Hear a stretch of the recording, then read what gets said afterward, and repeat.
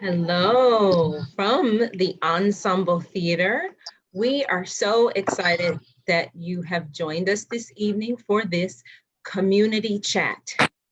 This is coupled with the play Greenwood, An American Dream Destroyed, which we read last night, and it is the first in a series of readings that we will be doing. The Ensemble Theater has what we called our Bold online series, where we have responded to what's happening in the world and our need to do more virtual content. And readings is a part of that. Along with the other things that we're offering as part of our Bold online series, we will still have a YP summer program. We will have a series of readings. This is the first in a series of 4. We have the play Green Book that will be streamed, and you can watch. Green Book is a wonderful play that we did in our past season that just went by. So we hope that you join us for all of those Bold online offerings, and you can find more information about them on our website, ensemblehouston.com.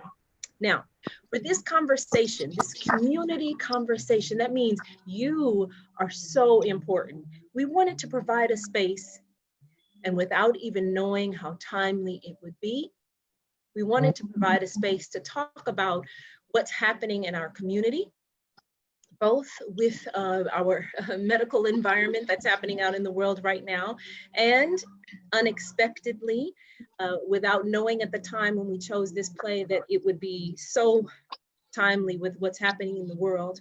We want everyone to know that the ensemble is with every family directly and indirectly affected by the death of our young men. The most recent death of George Floyd with his family. We are with you because it affects all of us. And art does imitate life, doesn't it? And the ensemble takes the responsibility of presenting that life on stage, presenting art on stage. We take it very seriously, and we believe our goal is what our mission says: to enrich, entertain, and educate a diverse audience about what's going on in our world. And so we are excited to bring Greenwood, An American Dream Destroyed, along with the discussion of raising African-American girls during a pandemic. Now, we didn't know when we chose Greenwood how in line it would be. And we didn't realize that it was the 99th anniversary. So this very day that Greenwood happened, next year will be the 100th anniversary of that event on June 1st, 1921. We didn't know when we selected it, but look at the universe, right, lining up to bring us all together to have this conversation. So as part of our conversation tonight, you will, when we open the room, after the few folks who are serving as our facilitators, we have wonderful facilitators for you tonight. Once they have finished sharing their information, we will open the room for you on Facebook, and you, those few of you who are here in the room with us, to be able to share your comments, share your questions, ask your questions of the facilitators, or just share your thoughts about where we are in the world. You will do that by clicking if you're in the room with us, you'll click the participants button and then the raised hand button, and I will open your microphone so you can talk. If you're on Facebook, no worries. Type your thoughts in, type your questions in, and I will make sure as a moderator that the facilitators get your questions. Okay, so let's enjoy this conversation today. We have Unina Barber-Payne, Shani Smothers, and Dr. Janice Beal, who will each introduce themselves and start our conversation. Unina? Hi, everybody. Welcome from all virtual spaces. And thank you to the ensemble and to Rachel for this invitation.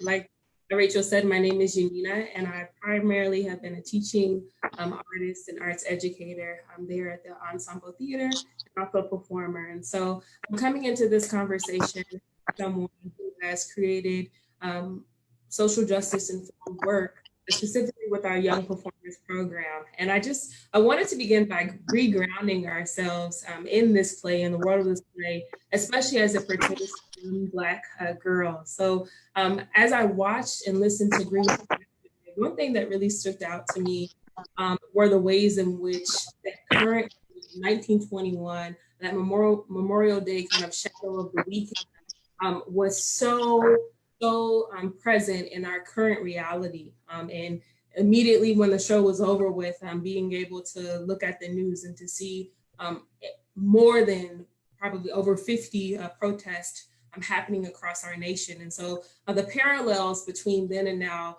really brought up this question for me around what were the expectations of the African-American girl that we saw in Greenwood, Solene, who comes from this Bowley family, the family that has had an opportunity to achieve a social status, unlike many of the narratives that are common of Black kind of subjecthood in America. And when we see Solene and we meet her, she's just come back from Paris. Her class position allowed her to see the world, and she has this idea of who she is and her womanhood that is so strongly associated with this idea of Paris as a symbol of freedom. And yet, very quickly in Act 1, Scene 1, we see her having conversations with her grandmother and with her uncle about their very real realities and understanding of race in America.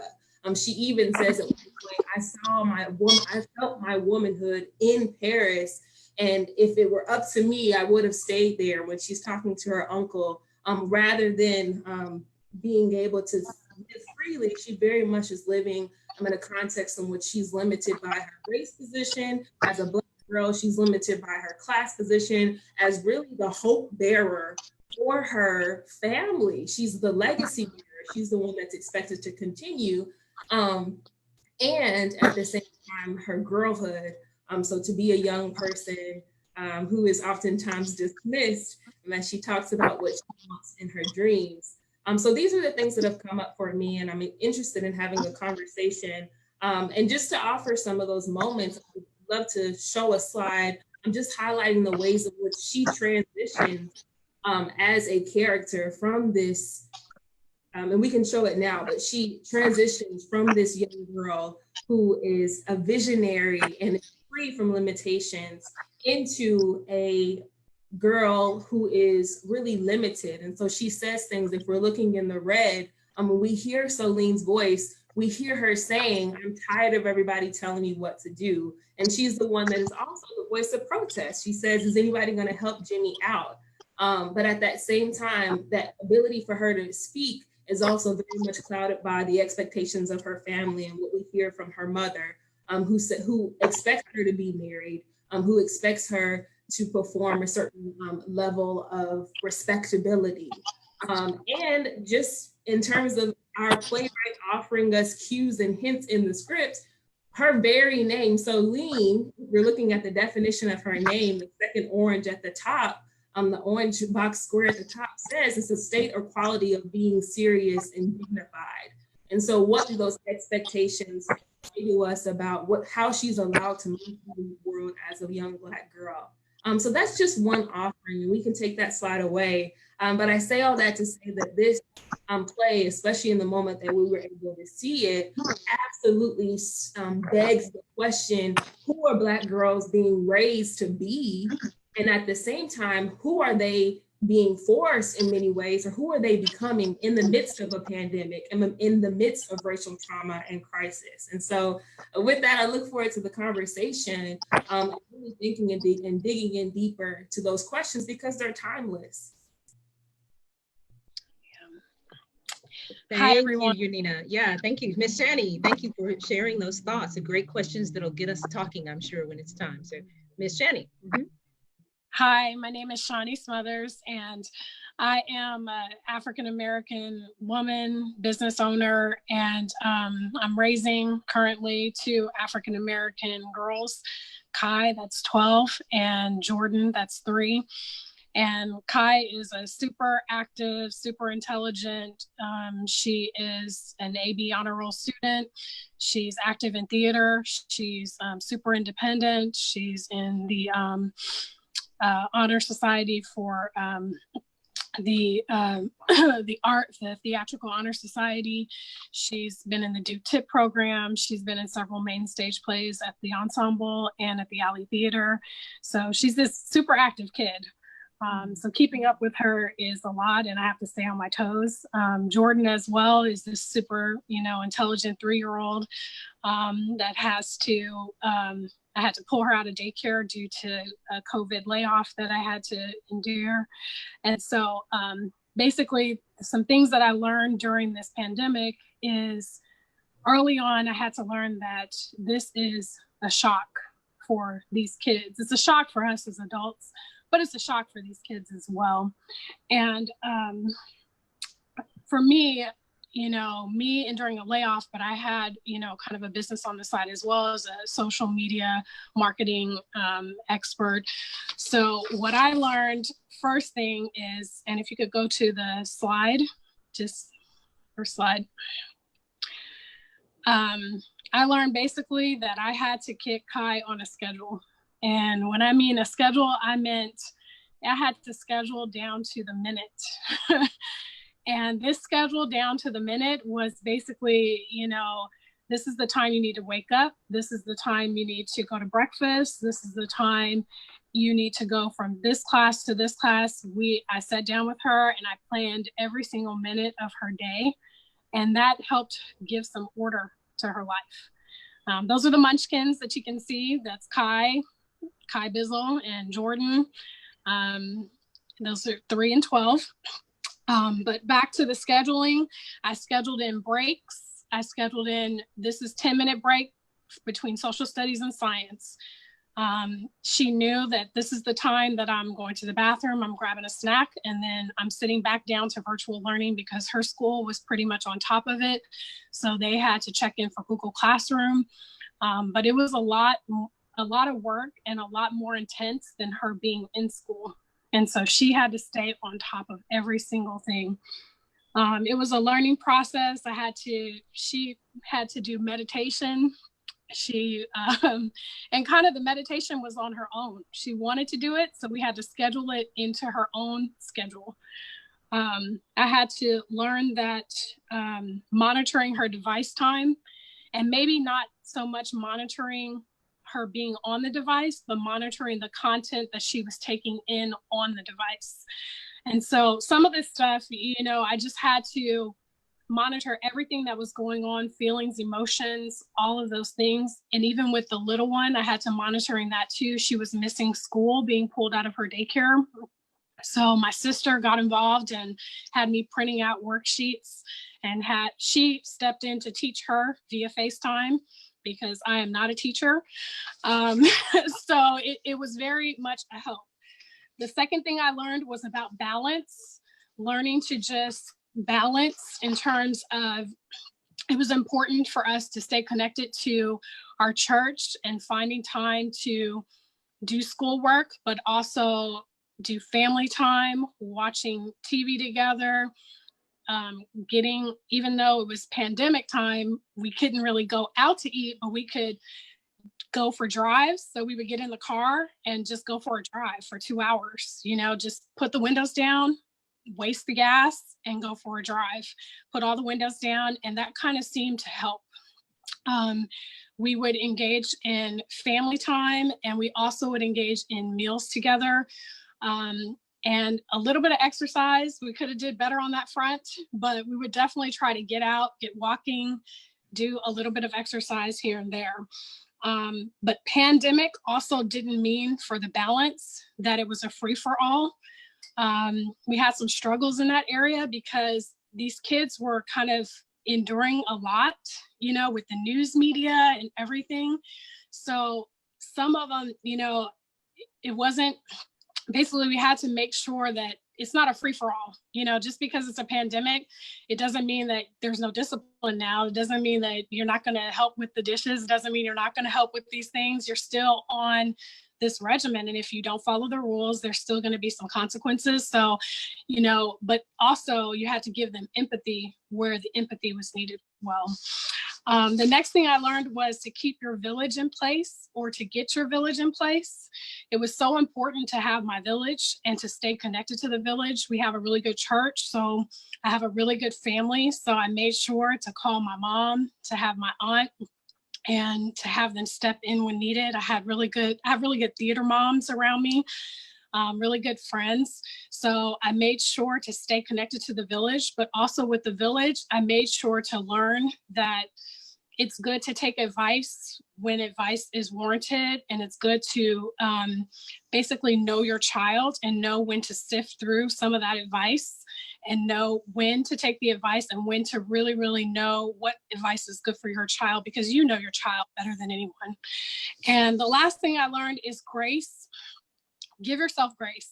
You know, I failed every single day. And I learned that failing is part of the process, and learning to pick yourself up is part of the process as well. And so you have to give yourself grace, give your children grace. And through this process, I just learned that, you know, grace was the biggest thing. And, you know, I learned to be okay with failing forward. It's a John Maxwell book, you know, Fail Forward. If you haven't read that book, it's a really good book to read. But I learned that failing was part of the process. And I learned that I was pushed to the absolute limits during this pandemic. And I told Rachel and Michelle that I probably wasn't qualified to give this talk, but then, you know, being pushed to those limits and being down in the muck and the mire of parenting during this, I had something to share through these experiences. And that, you know, I learned that I had to communicate with the 3-year-old. I had to learn to communicate with the 12-year-old. I had to learn to plan and schedule. I had to learn to find that balance.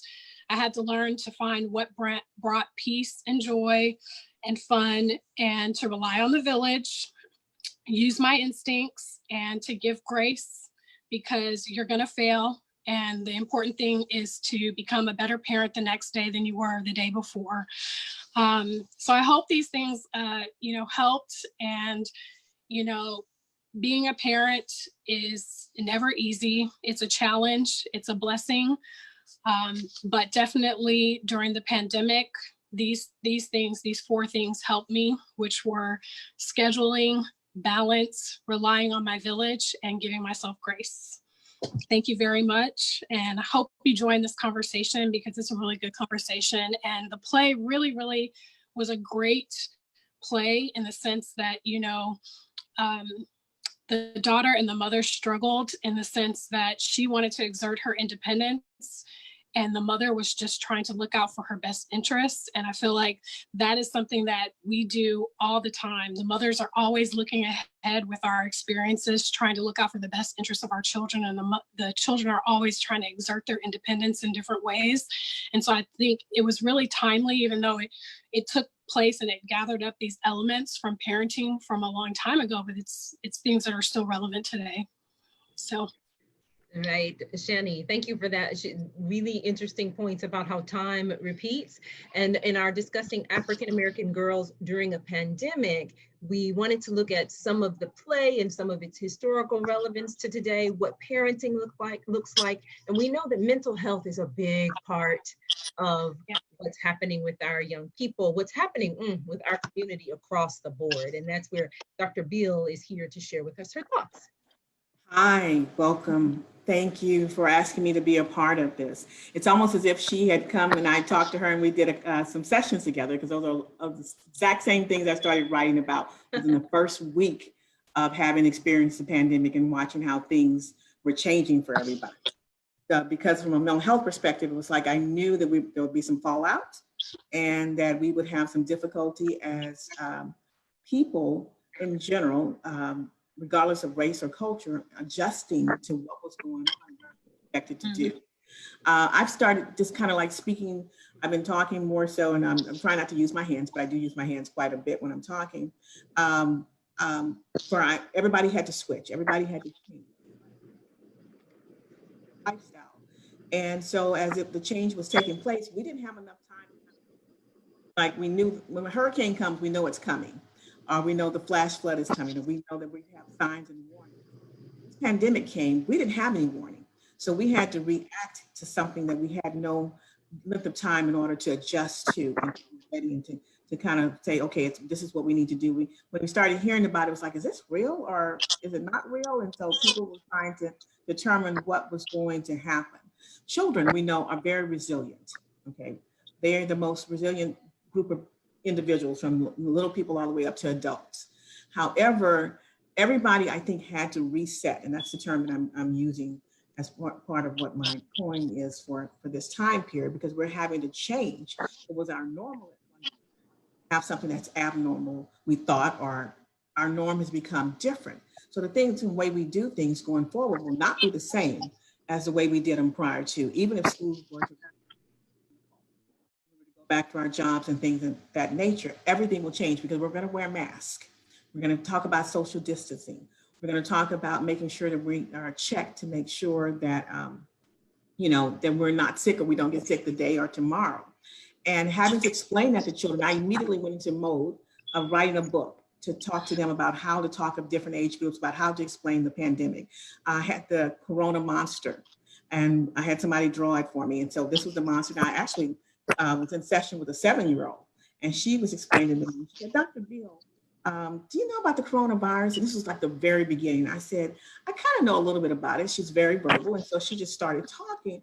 And the way she expressed herself was so cool that right after she walked out, I just started writing, because I do a lot with coloring books, because I like children, no matter what age, to color.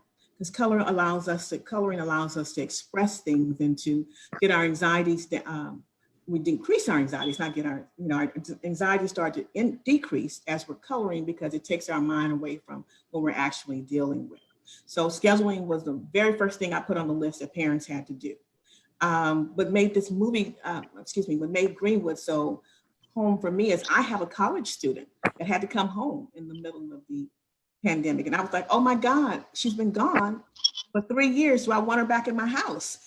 It was kind of like my husband and I, we had gotten so accustomed to doing whatever we wanted. And all of a sudden this person was going to come back and live with us. Of course, we love her dearly, without a doubt. It was like, but are we ready for it? And all the adult parents were like, oh my God, what's going to happen with these 20-year-olds? How are we going to set the rules? Because everybody's going to have to learn to live differently than we were. And what made this particular place so, right, my daughter just come back from Paris. She had spent three months in Paris. And so I'd gone over to visit a whole semester there. And so all of the talking about the culture and talking about her ideations and how she thinks life is and how it was so much easier over there. And it was just kind of like, oh, did they come into my house and, kind of take our story, our lifeline, even though it's, almost 100 years ago. And then, we discussed things and we talked about people that had gone to Paris and had lifestyles that were much easier, and doing research and things of that nature. So it was a really, really good play that I had an opportunity I did not know about ahead of time, but to look at. And then when I talk about how to raise unstoppable children, and I've done that for years, and how do we pour into our children to be where nothing will stop them from being able to accomplish what they want to accomplish. The main thing I talk about is self-esteem and self-concept. How do you maintain, and with all the things that are going on, how do you maintain who you are, and how do we continue to help children to be able to be self-sufficient and to feel good about themselves in the midst of something we cannot control? So we have all these feelings that are going on, all these emotions, adults are having these emotions. There's a lot of anxiety. A lot of my patients are calling and they're experiencing a great deal of anxiety. How to maintain that, and how to maintain or decrease anxiety among children and adolescents, as well as young adults, as well as adults. So everybody's learning how to do certain things. Depression has become very high. We know that domestic violence has increased. So, and then all of a sudden we have this recent incidences that we're dealing with. And how do you keep all of that and have children still remain kids when we've taken some of their innocence away? If you watch television too much, it will definitely have an impact on someone's psychological development. So I say limit the amount of television that you have your children watch. If you want to keep them updated, pick once a day and probably find the one that gives the most promising, or the one that has the least amount of information that will scare someone, regardless of what age they are. Because if you listen all day long, you'll go crazy because you're thinking all the things that are happening. The riots that are coming now and how they're perceiving that. Psychologically, that plays an impact. So we need to make sure that we decrease the amount of media that's coming. We want to be informed, yes, but social media, they have their telephones, they have television, so they have a lot of things where the negativity is coming in. So family time is different to kind of create that, whether you're getting along with your kids or not. that may be a good time to discuss, how to actually work through problems, see what they've encountered when they were in school, having people find new talents and new things that they're interested in. So there's so many different things that we can reset as a way for us to go forward in the midst of all the things that we're having to deal with right now. Because right now I see a lot of anger, and anger creates a lot of, fear creates anger. And when we don't know something, we're very fearful of it. So therefore, that's where the anger and resentment starts to build up. So, and as African-American women, we've been the head of a lot of different things. We've been able to carry a lot of, I think we have a cape. And so are we teaching our young girls to wear the same cape, or do we want them to have a different life than what we've been known to have? At some point, we have to understand when we can take our cape off and just be who we are. And allow somebody to take it. I could probably put into just one segment about how do we continue to have children to still feel good about themselves, to teach them about what's going on. At one point,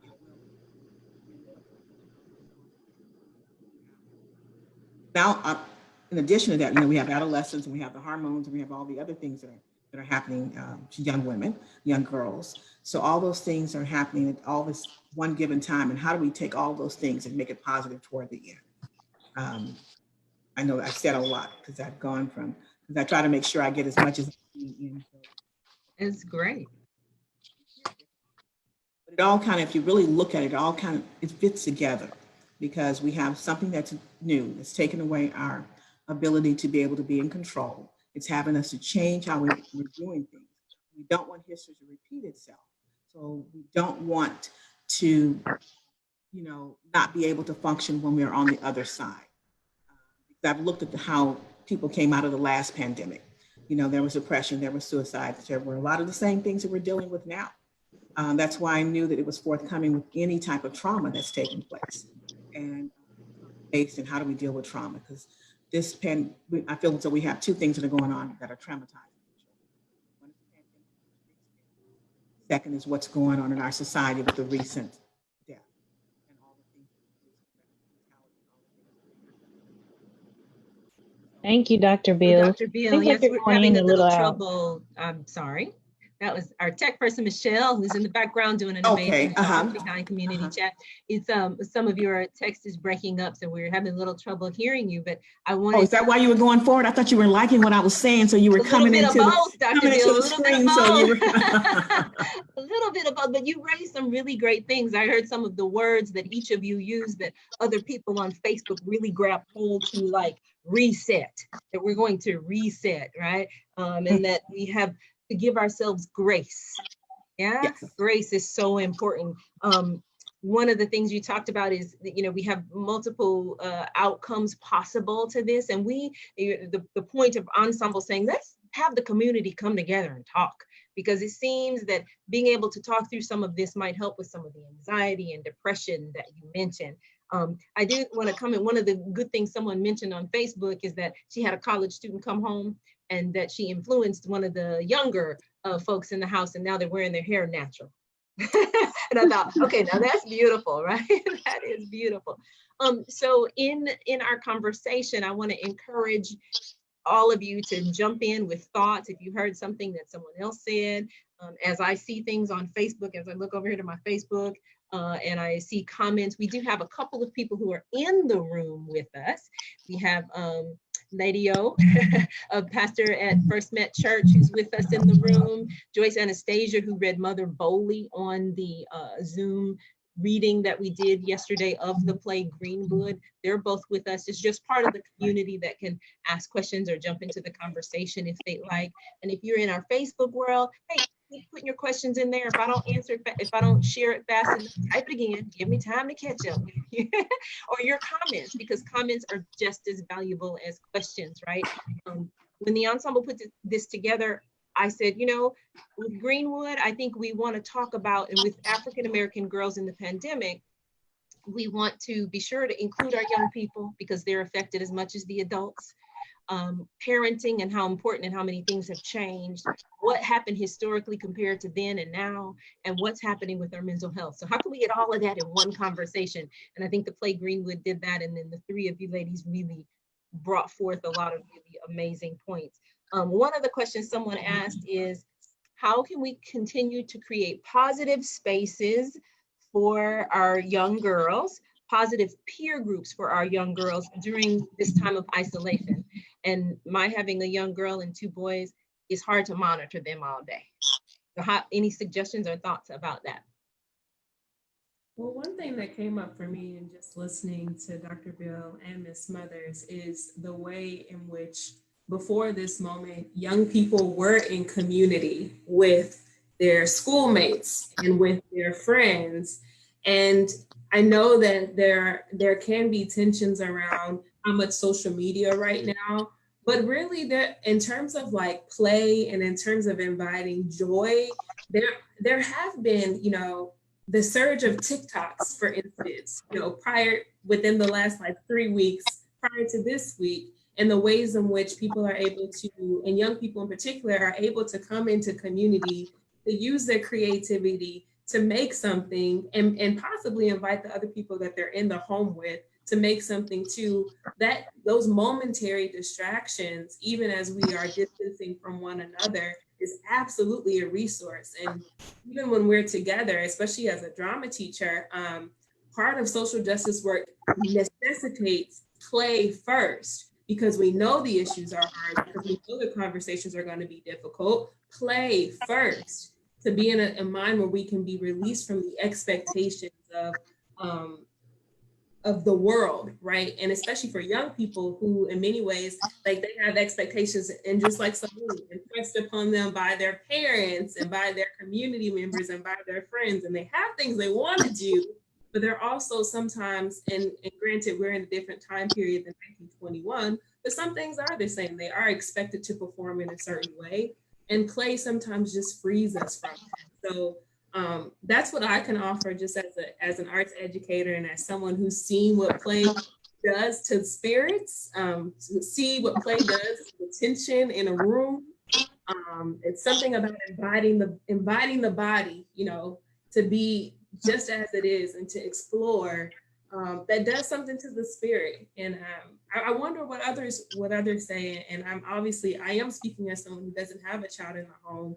I mean, I know that as an educator, we have a different relationships to our students than, parents do.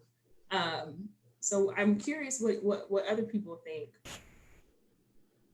Well, I think for me, I think the first thing to remember is that we are stewards over our children. So they're not really ours in the first place. I mean, they're our children, but we're stewards. And so I think you have the job or the responsibility to instill certain values into your children. And then at a certain point, you have to release and let them go into the world. And you expect, or you hope that those values stay and that they do, that they, act according to those values. And what I've seen is that my child in particular, by putting her in certain organizations, putting her around, she's highly active in youth ministry at the church. And it's something that she loves. It's not something that I force her to do. So during the pandemic, they had youth Bible study, and she was itching, like, I can't miss this youth Bible study. And it was on Zoom, and so it's kind of like she craves that community. And that's a community of like-minded kids, you know what I mean? So what I've seen is that she can be that positive influence and that positive force of change amongst other kids that maybe don't have those environments. What I have seen is that, and some notes that I kind of wrote down when Dr. Bill was talking was basically, sometimes with these new generations of children, they, in the current generations, they can, they kind of think sometimes that they can transcend race, they can transcend racial issues. And then we have these current events, these current tragedies that kind of snap them back into reality. And even though I had conversations with Kai in the past here and there, after, what had happened recently with some current tragedies, with George Floyd and some other ones, I really had to have the conversation again with Kai, like, when you're stopped by the police, this is what you do. You act accordingly. You keep your hands where they can see them. You have no attitude. I had to have this conversation with her again. I grew up in LA, South Central, during the Rodney King riots. And, I was always taught, even though if you resist, I was always taught, my mom was very revolutionary, reactive. She was very much taught me a lot about Black history, but also I was also taught the police are in a position of power and you don't disrespect them. You keep your hands where they can be seen. They are in a position of power. I grew up in South Central LA. I was taught that you want to go home alive, so I had to have that very distinct conversation with Kai, very recently and remind her. And I was reminding her in the sense that, you are a girl and not that it can't happen to you, but also I'm giving you this conversation so that if you're having these conversations with your friends, you might be able to save one of your friends' lives because they might listen to you. So I think, having these conversations and being prepared and instilling these things in your children's lives, they are their peer influencers. So you can influence your child, but your child is going to be the influencer for other children around them. And if you instill those values, then they can spread the word. Right, that's a really, really great point. Kiddos talking to kiddos. Someone on Facebook commented that it's really important that we, as well as, kiddo to kiddo, that we not forget the intergenerational needs that there are in the world, especially when it comes to technology, right? Making sure that all of our generations, that we bridge that gap so that everybody's able to be involved with this conversation that we're having, with what's happening in the world. So I fully agree. I have teenagers, and yes, I listen to them influence others and think, wow, they sound a lot like me, which is kind of scary, right?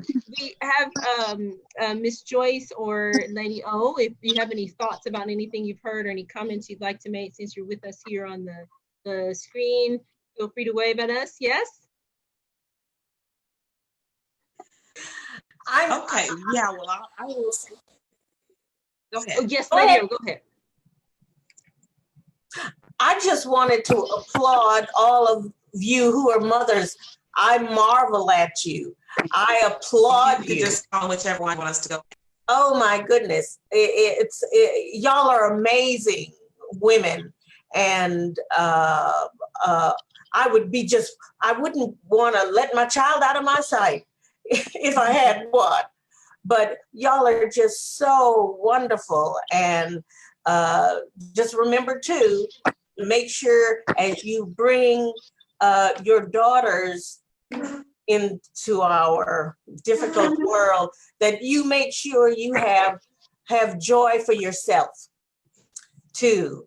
Because I think, I just wonder, aren't y'all tired all the time? I mean, really, I would think you'd be totally exhausted. All right, thank you. That's a good point. I'm sure a lot of mothers. We'll tell you how tired I am. We'll talk about being tired and resilient. Yeah, but keep the joy for you. Keep some joy for you too, and then you can spread more of it to your family. Mm-hmm. It made me think about when someone was saying play, like this Miss Unina was saying, it's how important it is to play. I think adults need to play too, and when you play with your children, back from my social work days, playing with your children opens their eyes to how important play is and how much fun it can be and how it's okay to feel sad and then it is okay to feel joy, and that all of that can coexist. So parents, go outside and play with your kiddos too. Yes, ma'am. Well, I think yes, hello. Thank you all so much for having me today. I'm just glad to be here to hear all of the young parents. And I say the young parents because I've raised all mine, I've got granddaughters. But as I look at this time that we're in, and I am listening to female mayors who are leading cities and how the responsibility is so great on a lot of our African-American leaders, I hear you all talking about how you're developing your children, you got schedules and so forth. And I'm like, wow, you guys are really busy. But for my PhD dissertation I wrote was on listening to the voices of African-American pastors. And I would just encourage you to encourage your daughters to understand they do have a voice, listen to their voice. Sometimes we get so busy saying, this is what's expected. You gotta do this, you gotta do that. I got everything planned, and that's me. I mean, those people that know me know that I planned my kids' schedule out when I was raising them.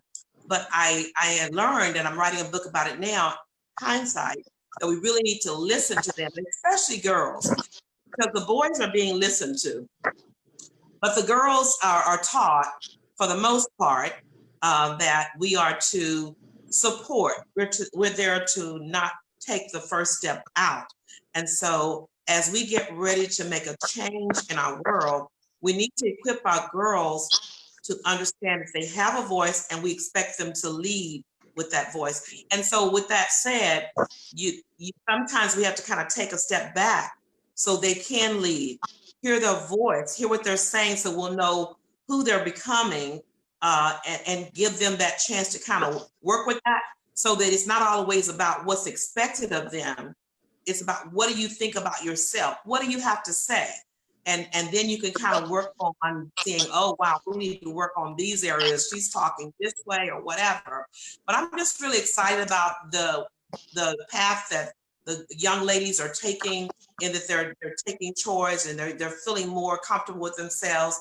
And as one parent who's just really had it all together, I thought, with raising my kids, I would just say, just take a step back and let them lead, let them have their voice, have their say, and encourage them to speak up and understand that they are being created to be leaders, and they do have a voice. So just listen. I would say, listen, listen, listen. You'll learn a whole lot about teenagers and young women if you just, listen to them. Yeah, that's a really great point, right? Listening to listening to our young people, boys and girls, but girls in particular. Before Dr. Beal, I think you had a comment, but I want to make sure everyone knows, if you'd like to communicate with us or have something to add to the conversation, please don't forget to click your participants button and then click your raised hand button, and I'll bring you into the room. Or if you're joining us on Facebook, you can type your question into the chat area, or your comment even. I will convey your comment as best I can with the same energy and zest that you would have if you're on our Facebook community. And we'll continue chatting for about 15 more minutes. And we would love to hear from you. Thank you, Lady O, for that comment. You're absolutely right. Keep listening. Keep listening. Dr. Beal, do you have a comment from earlier that you were jumping in to make? Yeah? I was, and actually I'm not That's gonna say okay. I forgot it, It'll but come again. I can go back to something that I wanted to make sure. And I guess when I'm listening to Lady O talk about, listening and self-esteem, is my voice able? Is it? It's okay for now. I'll let you know if we lose you. It's okay right now. Okay, great. Okay. Sometimes I get so passionate. This is my teaching voice. So I'll try to bring that down a little bit, because that's when I try to command the room. But I think girls are so faced with so many different things nowadays. There are a lot of choices that they could do, professions that they couldn't have done in the past. For example, psychology. Going into that was totally different.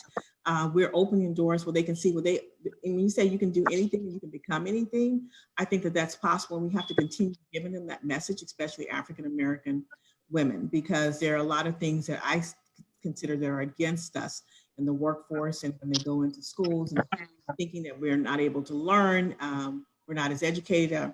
There was a quick video a friend of mine did where how many times people have asked her, you speak so well. You speak different from being a Black girls to talk like this. My daughter speaks French, and they said, well, how did you learn French? You're not supposed to know French. And I mean, it's just so many things that we have as far as negative things, and we have to continue to turn those around as far as positive things, and putting into our girls, putting into them to let them know they can be, there will be a first president, there will be a female president. And wouldn't it be awesome if she was an African-American?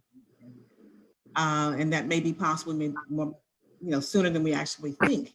We have a vice president first and then go to being a president. So I think giving them positive information, positive affirmations for them to do, helping them understand what they're grateful for, learning their creative side. When things are something knocks them down, learning how to process that, how to be able to not to hold those comments that someone may say as far as inward and destroy who they are. It's constantly building and putting into children. That's so important. And when they walk out every day, or even if they're not walking out the door anymore, if they're in the other room, going in and telling them how great they are. Giving them things, I think, Mom, when you talk about all the great things that your daughter is able to do, to continue to tell her, but you can still do more. You know, you can choose what you want. And, you know, showing them pictures of things. I tried things with my daughter that I just didn't see a lot of, to try to see, maybe she's interested in it. Maybe she likes horseback riding, equestrian riding. We did that for a little bit. So piano lessons were things that our parents made me do. Piano lessons, they made me do. Oh my God, I can play now one song that I learned from the age of 4 to 18. So that means that there wasn't quite any talent there, but I had to practice every week as if it were, I was going to be talented. Singing, writing, and I love coloring. I just love all the different things that are that we can find in children to help them grow, to help them become better people and better individuals. So I'm on. Yeah, if I could share one more thing too about women in leadership, because I am a woman in leadership, that we need to prepare our girls for, but I think that they're not prepared for, or I wasn't. How do you handle the glass ceiling? How do you handle when you're equipped to be the president, but you're going to be the vice president because it's not time for women to be there. So we have to help them to emotionally deal with the fact that you may be smarter, you may be the person who is better to run the company, but the reality is we still have those glass ceilings a lot more. Doors are opening, but reality is your girls will probably face that in the boardroom, wherever they work. If they want to start a business, we still have a lot of things that we need to prepare our girls to be able to handle that glass ceiling without the emotions, without going off, without, getting depressed and giving up. So a lot of women could do these things, but because of what's expected of girls, so many girls have not been able to accomplish their ultimate goal of who they are, even though they were qualified. Right. So Dr. Ogletree and Dr. Beal raised great points. Our girls can do anything, and they have to have training. And a great point that someone made in our Facebook world is having our older teens train our younger teens, right? If we as women are training our older teens, then they should be prepared to train our younger teens. But, something we ascribe to at the ensemble and all of our programming and our training of young people is preparing them to be that president, preparing them to keep asking the questions, preparing them to be able to do things that they didn't think they could do. So that's a part of our training, right? That transferable skills. No, they're not just learning theater. They're learning how to speak in public, how to introduce yourself, how to stand up tall, how to advocate, all of those things that our children need, right? So part of our training. So Unina and Shani, I wanted to ask you, at what point do you feel like Celine or your girls change, right? So we said, girls will go along, and if something's introduced that could change their perspective about what they can or can't do, right? So Celine started out, Paris is great, life is great. And then somewhere along the way, she had a change that said, oh, maybe everything's not as peachy as I thought it was. And then perhaps that is also true for like you said, for Kai, you had to keep having the conversation. What are those kinds of events? And is there anything you think we can foreshadow about how to prepare them to deal with it when those events present themselves? Sure. Unina, Go ahead. Go first. No, go first. sure. Yes, I can. So one of the lines that I love in this play is when Molly says at the top of the play, we tried so hard to show ourselves approved. And when I think about Celine and her journey, to answer your question, Rachel, I believe that she actually came back. Paris changed. I think that she got a taste of what freedom from the expectations of being the well-to-do daughter, of being the person who fulfills the 3 M's, right? The maidenhood, the marriage, and then motherhood, that she came back into this space thinking and envisioning something greater. And that change in conversation with the very real tensions of society and of the expectations of Black girls during that time is what sparked the next change. And I think that came from her mother. I think it came from Jimmy. I really truly think it came from everyone in that household. I never saw one moment in which everyone heard Celine's voice and they said, okay, Celine, or they asked, who asked Celine what does she want to do and help her to do that? Most of Celine's decisions were absolutely informed by the expectations. And she says that to Jimmy. When she talks about this dream of them going away together, she says, you know, my mother is making all of these plans. You don't understand. I have a family to think about. So she's very aware of her responsibilities. And I think that it you know, at one point, Celeste Bedford Walker does this thing in the script where she says she explodes. And she says, you know, is anybody gonna do any, like, well, I'm tired of everyone making decisions for me.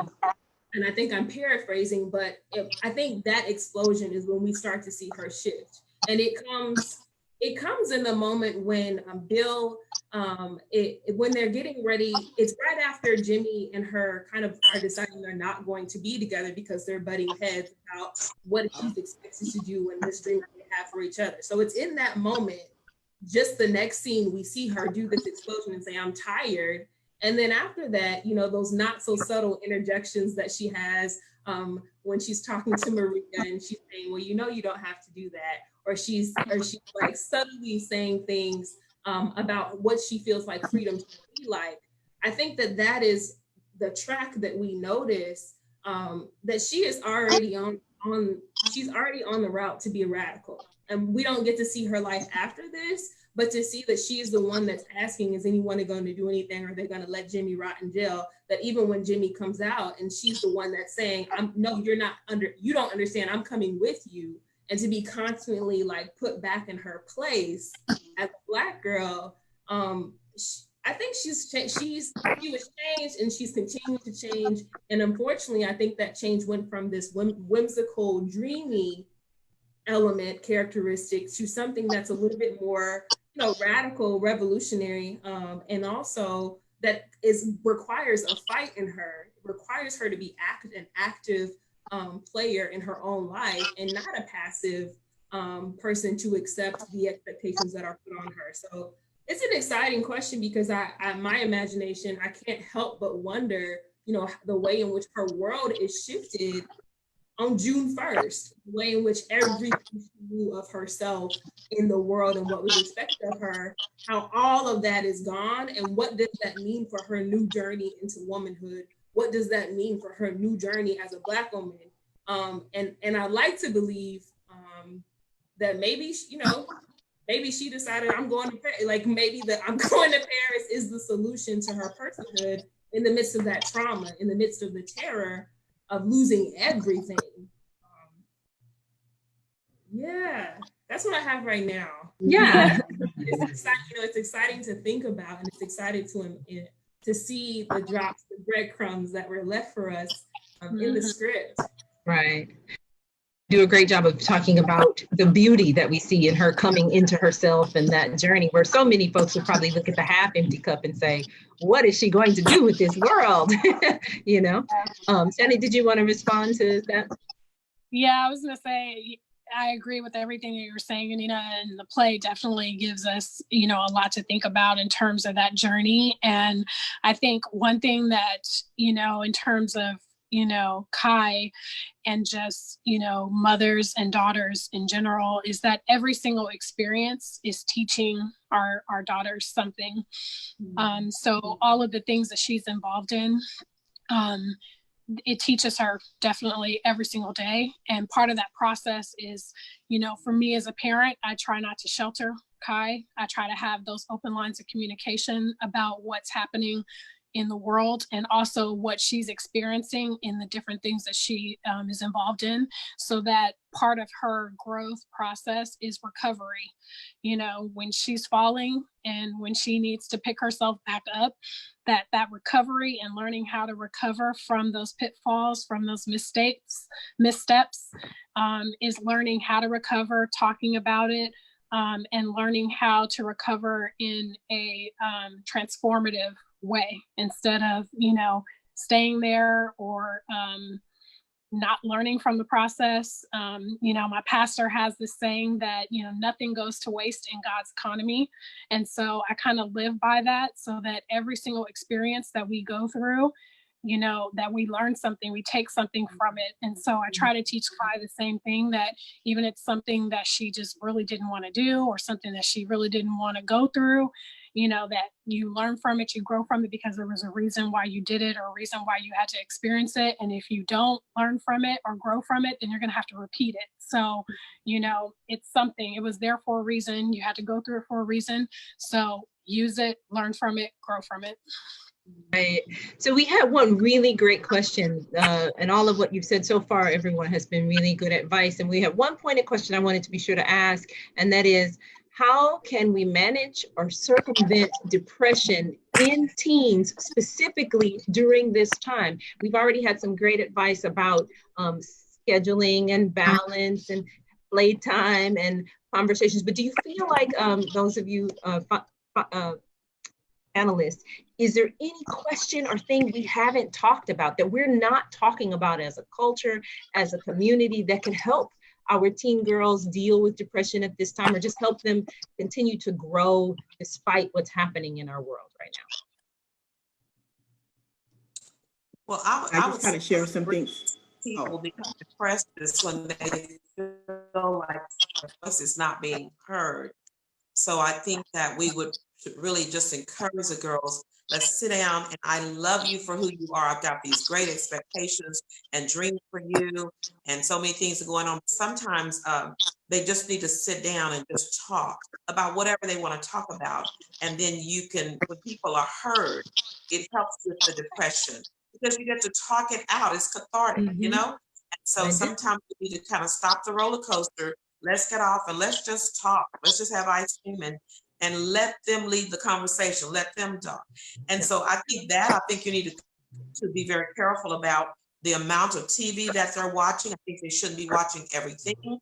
I also think that it would be good to give them a historical perception or perspective, I should say, of where we are, and kind of help them understand what's going on, and to listen to what their feelings are about what's going on.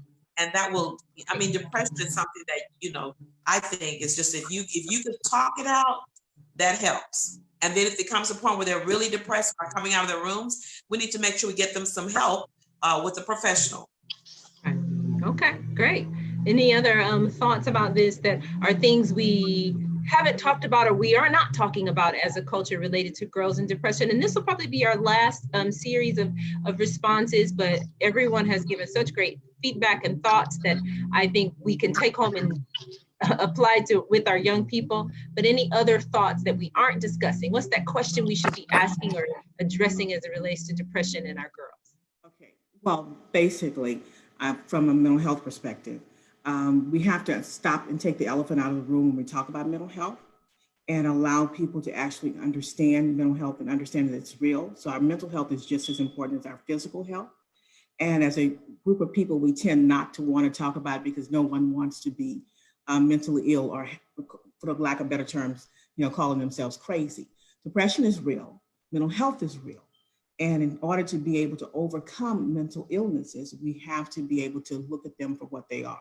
So sometimes you may have had some people who had depression going into the pandemic, and it's only increased because of the fact that they're more isolated than they were previously, and to be able to understand what that is and how that has an impact on their behavior.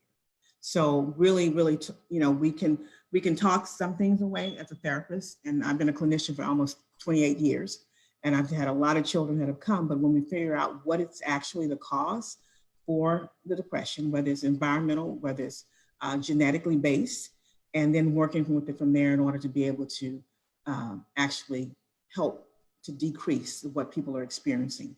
So, I mean, that's a whole different from me. Of course, therapy is a number one, but sometimes we have to have other things in order to be able to, and I'm trying not to lecture, really, I'm trying to get really onto that side of the things, but we need to understand that we have to really look at the cause and the root of certain things. And if it's strictly environmental, then we can work with that as well. But sometimes we have to really understand what is mental health and why is that important in our community, and to be able to address it and look at all the illnesses. Because if a parent had a child who had a mental health concern before this pandemic took place, it didn't go away. We've been talking to parents to make sure that you continue with the treatment modalities that you were doing prior to. And parents are actually getting an opportunity to actually see what their children are like for 8 hours, but they would not have necessarily had them to be able to see. The teachers were the people who were actually having to address the concerns. So I really want people to kind of look at that. And I see one of the questions as well as far as how to have a positive peer group. Really short peer groups can be formulated just like such what we're doing today. They can have a topic, and one of the topics could be, how do you feel when things aren't going well? And does that cause you to be depressed? And have kids have a very good understanding of how they feel, and they understand what they feel to the degree of being able to express it, especially teenagers and young children. They use the term a lot. They use a lot of the psychological terms. They may use it in a different way, but they're aware. So peer groups are very, very important, and they can be very motivating. I always like to turn things around as well. So that's pretty much how I'd like to end it with. Excellent, great point. The other few panelists, did you have anything else you wanted to add?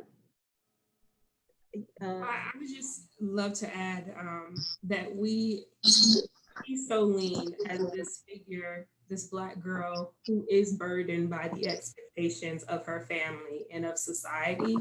And as we think about the systematic workings in America specifically, as they relate to race, as they relate to age and youth, and as they relate to gender, I just would love to offer that what happens when Black girls, African-American girls across time are released of those expectations. And I think that's the space that we haven't gotten into yet, for good reason, right? Because there have been real consequences when individuals are even perceived to act out of the expectation of performing respect or performing, adhering to power structures. But for me, I'm reminded through Solene that real liberation and true, freedom of the mind is when we do get to a point when Black girls are able to move freely through this road and think freely without the consequences, right? Or without the burden of living in fear of the consequences or controlling images. So I'm reminded of like the nuggets that, even though Solene very much wanted to reject the remembering and the constant kind of hitting over the head of like, this is the legacy from which we come, that we heard from her grandmother, that in that same instance, we do carry those stories of survival. And they are in our girls and in our back pockets. And they are very much something that, if we continue to remember those while also imagining what freedom might look like in the future, that perhaps that is another way to be able to train ourselves to focus on that hope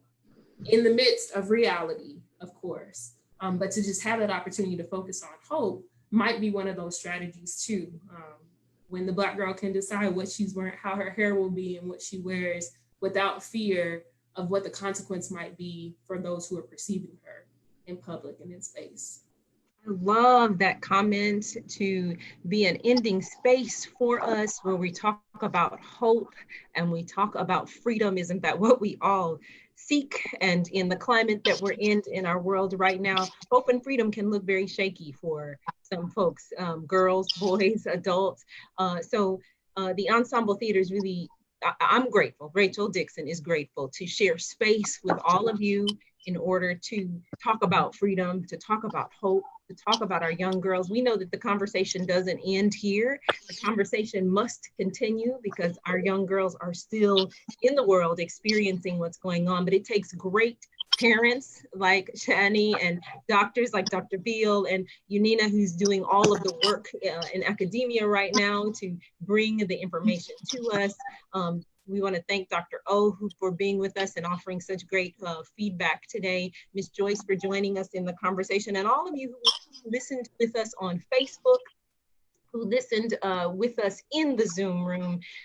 The Ensemble Theater is here to tell stories and to bring to the forefront the history that is so important. We want to, as our mission says, enrich, entertain, and educate a diverse audience through the human condition of the stories that we tell, while we know that art is imitating life. And we couldn't do that without you as an audience being here with us to share in our storytelling.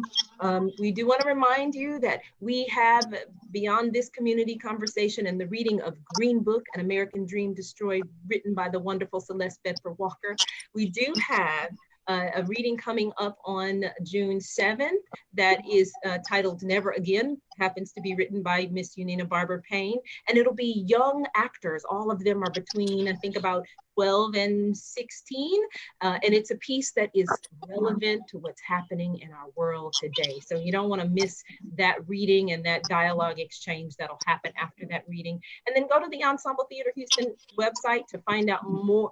Let me say that again, ensembletheaterhouston.com website to find out more about what's coming up for us. And if you are enjoying what you're seeing, or you love the ensemble and you didn't get to catch all of this or the reading, but you want to support us, please go to our website and find the donate button and share with us in this time of challenge that we're all facing. We appreciate if you can donate to us on our website, because we are going to be here no matter what. But your support certainly makes it a little bit easier to do that. So thank you so much from the Ensemble Theater, and we hope to see you very soon. Let me give some shout out to all of the ladies who shared with us. Oh, all ladies, didn't realize, on the panel today. And we will see you all very soon.